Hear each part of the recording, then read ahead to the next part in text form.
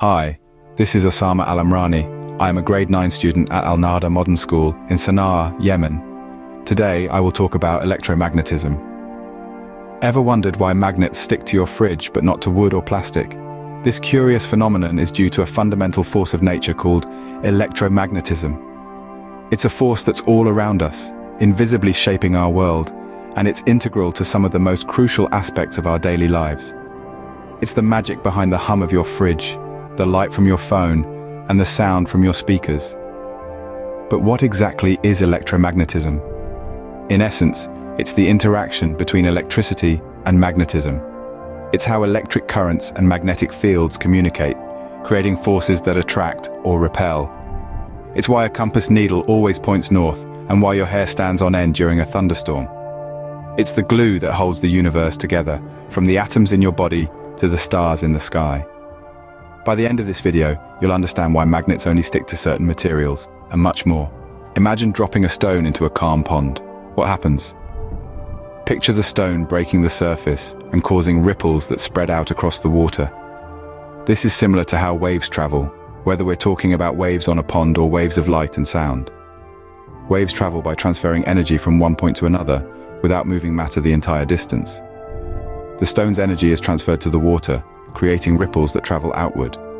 This is analogous to how electromagnetic waves, like light or radio waves, spread their energy. Now let's talk about some properties of waves. The height of the wave from its rest position is called its amplitude. The number of waves that pass a point in a given time period is the frequency, and the distance between one wave and the next is the wavelength. All these properties play a crucial role in how waves behave and how they carry energy and information. Just like ripples in a pond, electromagnetic waves travel in a similar fashion. Scene script.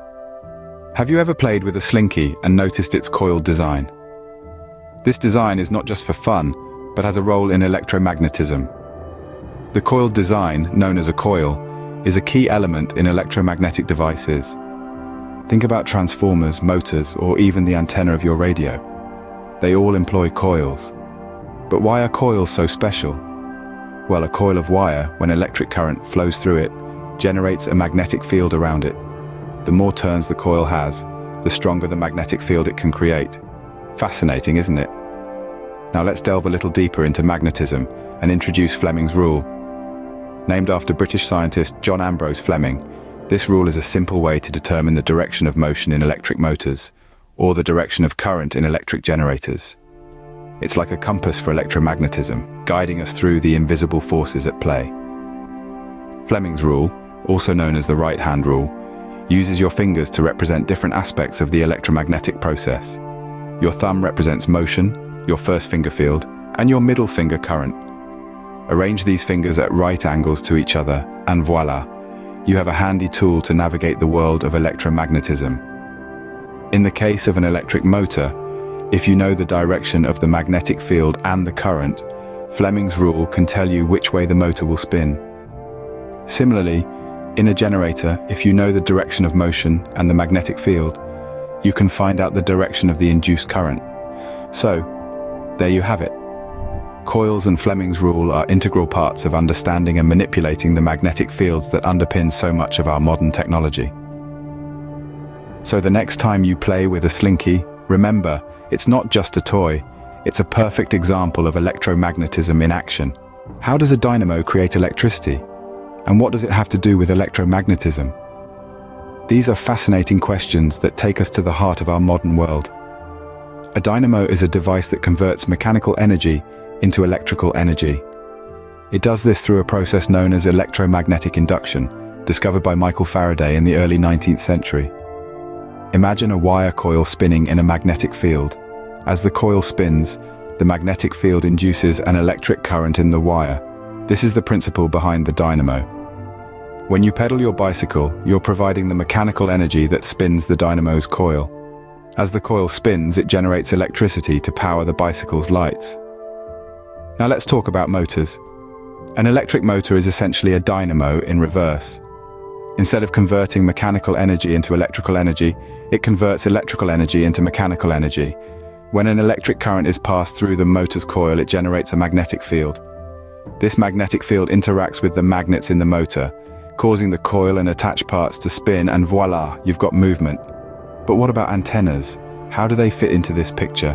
Well, antennas are all about transmitting and receiving electromagnetic waves. Transmitter antennas, like the ones on radio stations, generate electromagnetic waves that travel through the air. These waves are generated by rapidly varying the electrical currents in the antenna. Now, on the other end, we have receiver antennas. These antennas pick up the electromagnetic waves from the air and convert them back into electrical currents. Your car radio, for example, uses a receiver antenna to pick up radio waves from various stations, and the radio's electronics convert these waves back into the music and news reports you hear. So, the magic behind your electric bike or the radio you listen to is all due to electromagnetism. It's a fascinating world, full of invisible forces and waves that power our lives, and we're just beginning to scratch the surface. Ever wondered how your voice travels over a phone call or how your image appears on a TV screen? Well, it's all about sound waves, microphones, and TV cameras, and the magic of electromagnetism that ties them all together. Let's start with sound waves. When you speak, you create vibrations in the air. These vibrations or sound waves carry the unique pattern of your voice. A microphone is designed to capture these vibrations. Inside the microphone, there's a component called a diaphragm that reacts to the pressure of the sound waves.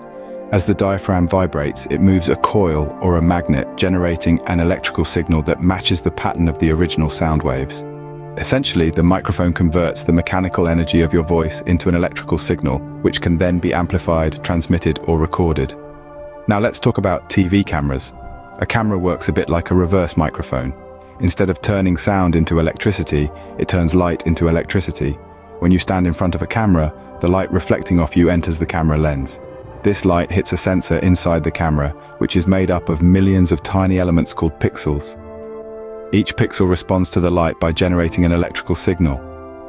The pattern of these signals represents the image captured by the camera. But here's where electromagnetism really comes into play. The electrical signals from the microphone or the camera are converted into electromagnetic waves, which can be transmitted through the air or along a wire. A phone or a TV set then receives these waves and converts them back into sound or light, allowing us to hear the person on the other end of the line or see the image on the screen. So, electromagnetism is the fundamental force that allows us to capture, transmit, and reproduce sound and images. It's the invisible power behind everything from your phone calls to your favorite TV shows. So the next time you make a call or appear on TV, remember, it's electromagnetism at work. And that's the beauty of understanding the science that powers our daily lives. It's not just magic, it's electromagnetism. What do light, radio waves, and X-rays have in common? Well, they're all examples of electromagnetic radiation. And at the heart of this radiation are particles called photons. Photons are the fundamental particles of light, and they play a key role in electromagnetism. They're essentially packets of energy, with their energy levels determining what we perceive as different colors of light. The higher the energy, the bluer the light. The lower the energy, the redder the light. But light is just one part of the story. Enter electrophotons. These are simply photons that carry an electric charge. And though they're not something we encounter in everyday life, they're a crucial part of the quantum world, helping us understand the interplay between light and electric fields. Now, let's turn our attention to radio waves. Despite their name, radio waves are not sound waves but another form of electromagnetic radiation, just like light. The main difference lies in their frequency and wavelength. Radio waves have a much lower frequency and a much longer wavelength than light waves. This is why they can travel long distances without being absorbed or scattered, making them perfect for broadcasting everything from music to news. But where do radio waves fit into the bigger picture? Well, they're part of the electromagnetic spectrum, which is a vast continuum of all possible frequencies of electromagnetic radiation. This spectrum includes everything from the very short wavelengths of gamma rays to the very long wavelengths of radio waves, with visible light sitting somewhere in the middle. It's fascinating to think that when we switch on a light, tune into a radio station, or even go for an X-ray, we're interacting with different parts of the electromagnetic spectrum. Each part has its own unique properties and uses, but they all share the same fundamental nature. They're all electromagnetic waves, and they're all made up of photons. So, whether it's the light from a bulb or the signal for your favorite radio station, It's all part of the vast electromagnetic spectrum. So, we've taken quite a journey through the world of electromagnetism. We've seen how waves travel through the invisible dance of energy and matter. We've discovered the crucial role of coils and how Fleming's rule and magnetism govern the unseen forces around us. We've delved into the workings of dynamos and motors and how antennas transmit and receive signals, enabling our modern communication. We've experienced the magic of sound waves, microphones and TV cameras, turning noise and light into entertainment. And we've peeked into the realm of photons and radio waves, the spectrum that carries everything from a rock concert to a space probe's data.